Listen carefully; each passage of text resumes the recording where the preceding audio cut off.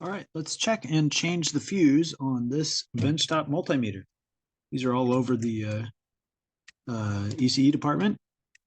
Common. So first off, it's this fuse back here on the small current indicator or small current thing when we're measuring current either in DC or AC. This is the one that blows all the time. The 10 amp fuse is replaceable.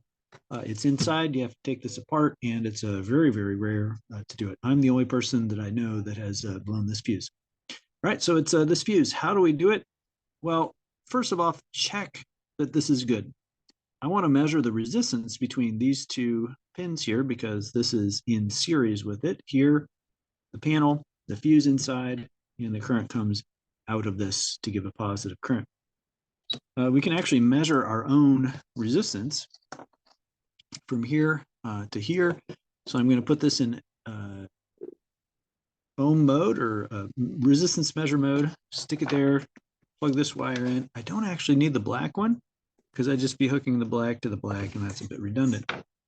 Stick this in here, make sure we're contacting the metal inside, and I see that this is 2 ohms, 2 point something ohms. This is a good fuse. That's what you should expect. If it's a bad fuse, you're going to measure something like this. And I'm intentionally not making any contact, but even if you're making contact, it'll measure open loop or over limit, which is basically an open circuit. All right, so the fuse is bad. What do we do? Okay, you shut the meter off, turn it around. It's handy to disconnect the power plug on the back just to get it spun around. And the fuse that we're changing is right here. These fuses are special adapters, so you don't need any tools. So you push down and you turn about 1/8 of the turn to the left. So push in, turn just a little bit, and it pops out. Pops out, and we have our fuse in here. Pull it out. There's a spring inside. Don't lose the spring, please, because it's required to make a good contact. And that's it. If we measured this, this would measure about 2 ohms. And that's a good fuse. All right. Some of the meters around have, instead of this no tool needed, it's this plug. A little slot in there. And I'm going to put that fuse in. Stick it in.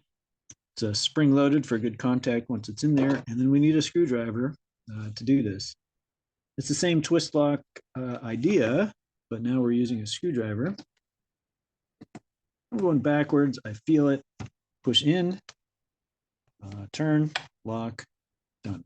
Take this out. You push in, and then turn, and it unlocks. Once you see how it works, it's not a screw. It's a twist lock. All right, so I'm going to put the finger tight back one in and be done.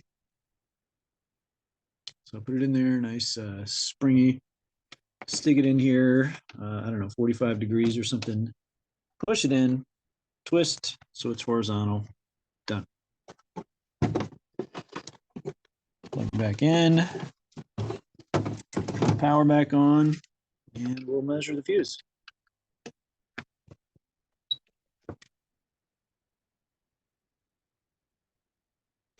Okay. See how we have to wait a long time to get a measurement in auto scale? Let's do continuity mode. There's continuity mode. I do it another time. It's diode check mode. And now it's continuity mode. It says open circuit. Listen. Beep says 2 ohms, but the audible beep is just handy. If you hear a beep, it's a short circuit.